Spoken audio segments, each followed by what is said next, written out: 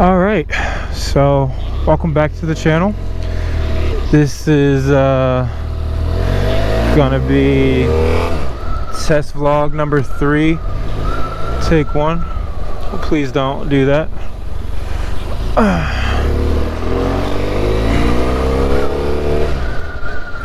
And depending on how this audio turns out, might turn this into a tutorial on how to go get your hair cut and not mess up your helmet with all the loose hair, because it's a problem that we all have that nobody wants to address, and I feel like it needs to be talked about.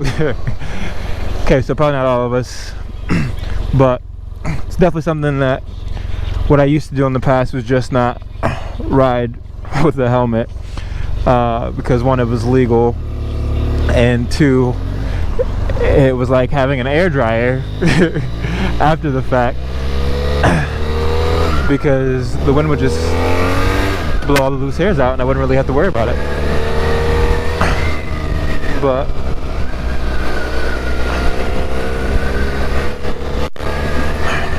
I am wearing a helmet, and I always do now, so it's not quite the same. If you don't want to go, I will.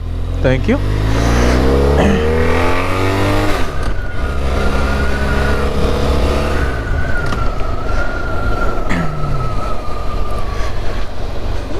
I was debating on if I was going to come to the barber shop on the bike today or drive, because I need to drive my car because I just got this new insurance that uses a car tracker to track your mileage to determine your rate, and since I just got it, I have to basically warm it up. But it's also 5:30 right now, which, as everyone knows, on a Friday is not a good time to be driving in a car anywhere because of traffic. So I decided to go on 2 in hopes that if there is any traffic, I can avoid it with my fast pass, as I like to call it. So we'll see. And then also it gives me another chance to try out and see what this mic is doing on the freeway, because like I was saying the other day, it seems to be on the side streets and, you know, just normal city traffic, I get arguably perfect audio. Like, obviously it could be improved because it's a cheap microphone, but, you know, all things considered, I ain't mad at it. But, you know, if the freeway audio isn't useless. Oh god, look at this. Yeah, so glad that oh, this isn't even that bad. People just can't freaking merge. I don't know why. That seems to be the kryptonite of everyone in every city across the world. I don't know what I hit my shin on. I don't know if I was getting on the bike or something, but I feel that I have a cut on my shin. I was just telling somebody the other day that I feel like I haven't gone a week without, maybe 2 weeks at this point, since, but anyway, I haven't gone like 2 weeks in the last, we'll say 2 years, without getting a fresh cut of some sort. So I had one yesterday, and then I just doubled up because I feel it on my shin, and I don't know if it was like me banging up against the bike or what the origin of this latest one is, but I definitely feel it.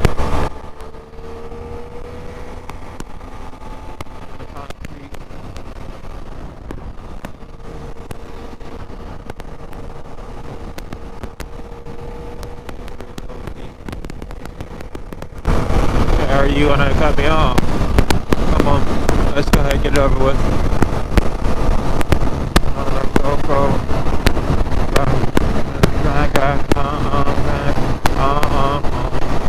Sorry, I forgot that you guys were listening, and I have Jay-Z's Kingdom Come album playing in my ears, so got caught up on the chorus. Ooh, child, look at this. Kingdom Come. So I may have to ride without music in the future if I plan on filming a vlog, because you guys are gonna get a lot of me singing. If not, because I don't realize when I'm doing it sometimes, you know, when the classics are hitting, you know, I just get lost in the music. So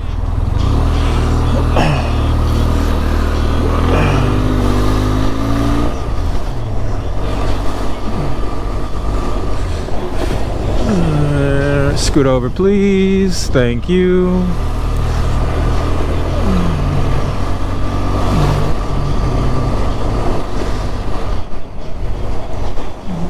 I must be near a dispensary because it smells fragrant over here. King of New York.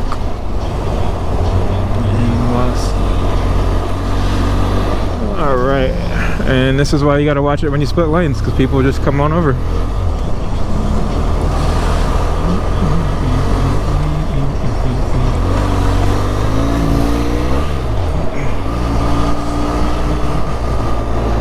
Alright, we're going 2 miles.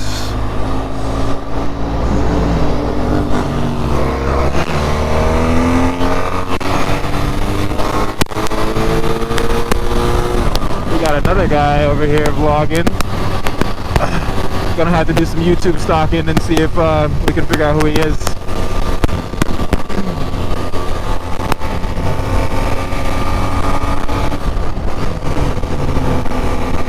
Alright, we want exit 382. It's a beautiful day out though. It's the best, probably the best day out of the year so far. High for the day was 76. I think low for the night is gonna be 52 or something like that. Alright, time to get aggressive. Look at you, no turn signals. Nobody's been using turn signals all day. I've been driving all over the bay today, and so many people just refuse to use turn signals. But the good thing is that I can usually predict it, so I'm usually ready for them.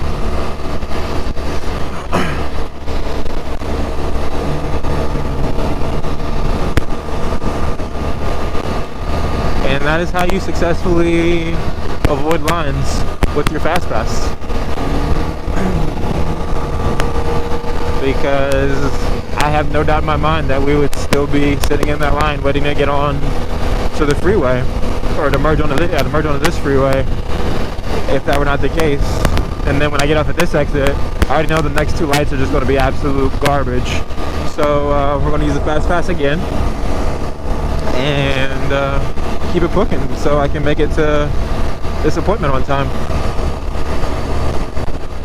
Yeah, that's insane. I'm like maybe, less than 2 miles away from the barber shop, and it's saying that traffic is so thick that it's going to take me about 8 minutes to get to park, basically. And that's absurd, because realistically it should be like 3 minutes, maybe 5 if you get hit by 3 lights. But yeah, let's not do that.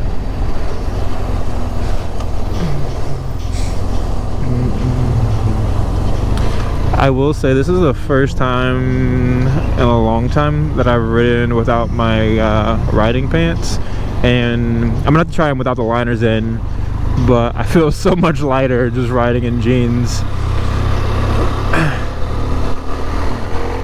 I almost forgot what it was like to be nimble. Also, I'm wearing my quote-unquote summer gloves, which are basically like no protection comparatively speaking. They're literally just like the hand equivalent of a windbreaker. And like the throttle feels so much lighter and easier to, not lighter, smaller I guess, because those gloves are so padded because they're winter gloves, or it's technically all season gloves, but winter gloves realistically because they're so thick, and that's why I bought them. But they have like vents and stuff so you can wear them in the summertime, but because they're so thick, it's like a completely different experience when you're trying to use the throttle and just work the bike in general, because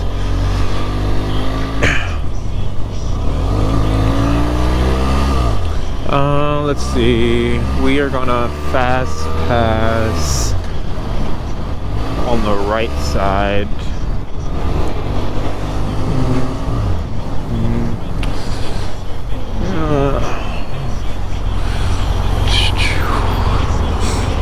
and that's how we do that.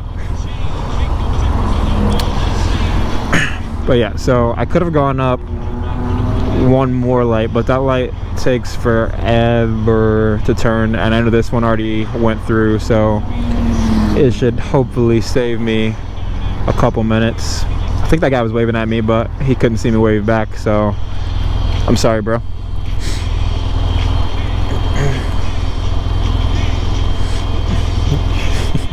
This cute baby in the back of this car over here, I don't know if you guys can see her, but she's eyeballing me, so gave her a little wave, and then she poked her head up a little bit further. Yeah, now she's trying to break her neck to get a look at the bike. Start him young, right?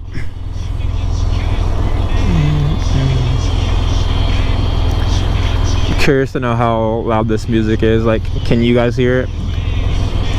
If so, that may be a problem for the YouTubes. So I'm gonna turn her down just in case. That way I don't get any copyright strikes. Because I've heard of people getting copyright strikes just for having music playing in the background. Like if they were out in public and there was loud music playing. So I think maybe like 3/4 of my current posted videos have at least one, if not multiple, copyright claims, even though I was using what was advertised as copyright free music. And then one of my videos has so many copyright claims that it was, I think, banned in Europe, and I think just like privately listed in the US, which is just hilarious, because like, why not just give them their money or whatever. But and it wasn't even, it was just a video that I made commemorating a bachelor party weekend, and I used a couple songs just because like they were perfect for the mood that I was trying to set. And it was before I like put a whole bunch of effort into all of the YouTube things, because it was basically a gift, so it didn't really matter because it was live for the event that I needed it to be live for. And you know, it is what it is. But I'll talk to you guys after this and give you the long-awaited, not really, tip for getting your hair cut when you're riding on your motorcycle with your helmet, like a responsible rider. Talk to you guys later. Alright, y'all, so the tip, that's not really a tip, that's definitely not a secret, or at least shouldn't be. If you're going to go get your hair cut on the bike, is to wear a neck gaiter, snood, or whatever you want to call the situation that goes around your neck that you can wear above your face as like a bandana, or even a bandana. It smells like Long John Silver's over here, which is, if you don't know about Long John Silver's, oh, there's a Kicking Crabs over there.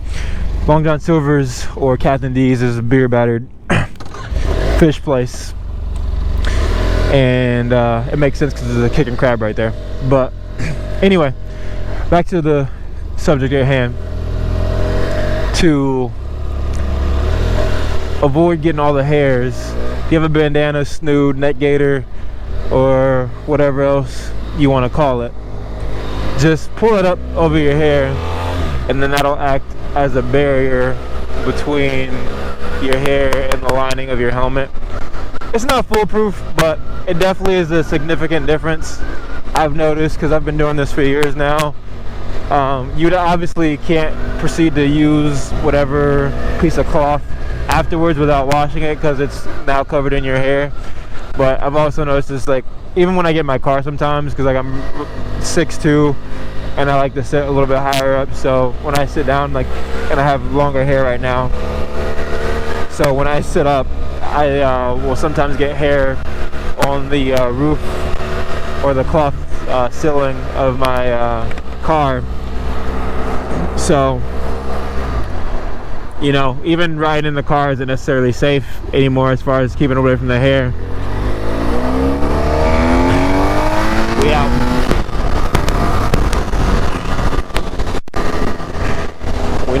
We got stopped, y'all. We got stopped. But yeah, so just pull that up and then use it as a lining in between, and it'll keep most of the hair out. You know, the cheek pads, if you have a beard like me and you get that lined up, those are a little less safe. But, you know, I think the real problem area is the top of your head, because there's a lot more hair there, a lot more opportunity for things to get messy. So it's not foolproof, and I guess you could wear two or bring an extra.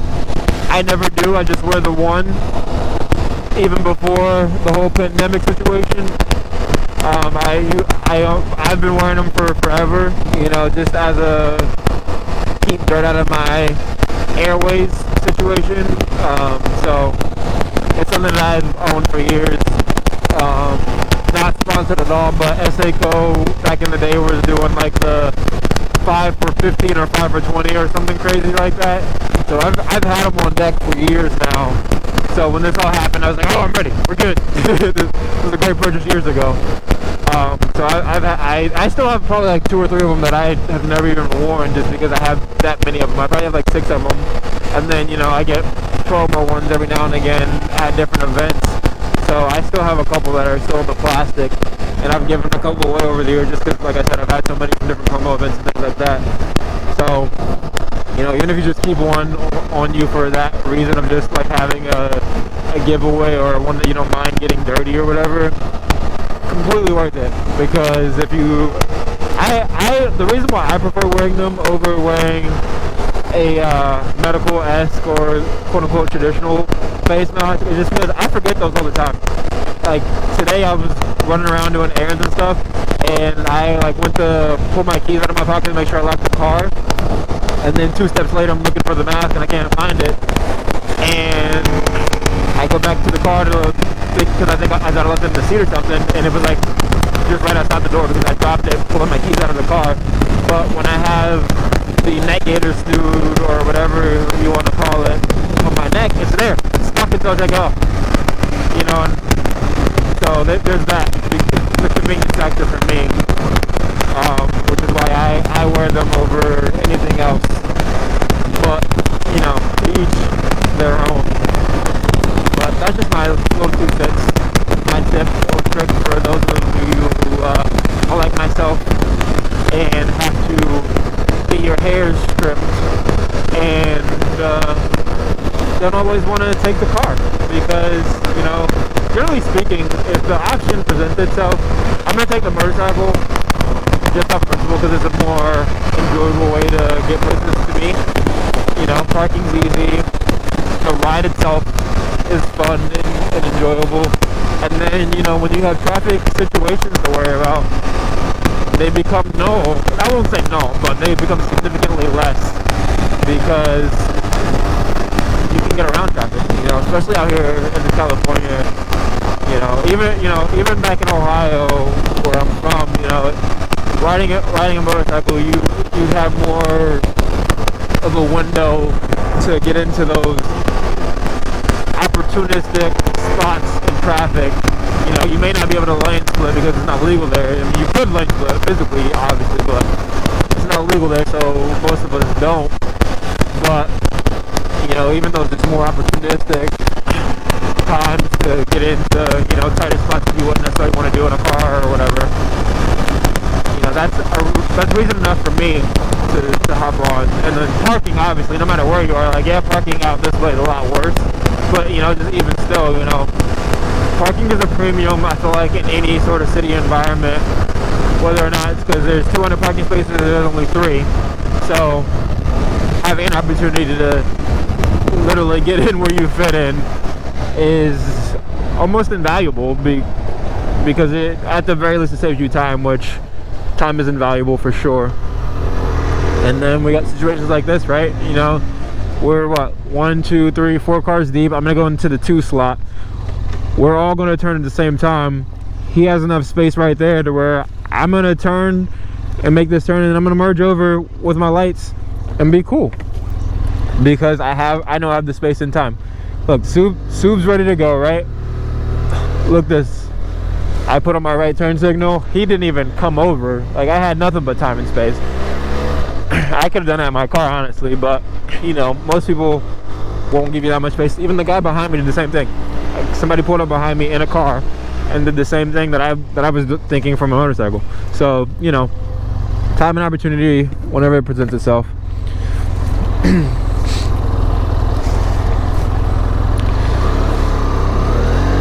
Outback's ready to go. I'm on the Outback's tush. My guy there is having a great time. Hopefully he has a wonderful evening.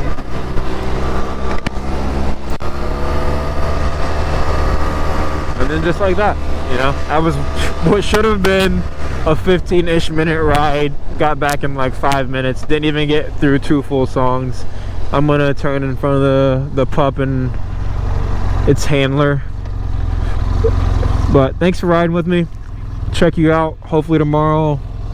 We're going up to I think it's Mount Diablo, which is up near Oakland, with Valor Cycles, and maybe we'll do a co-vlog.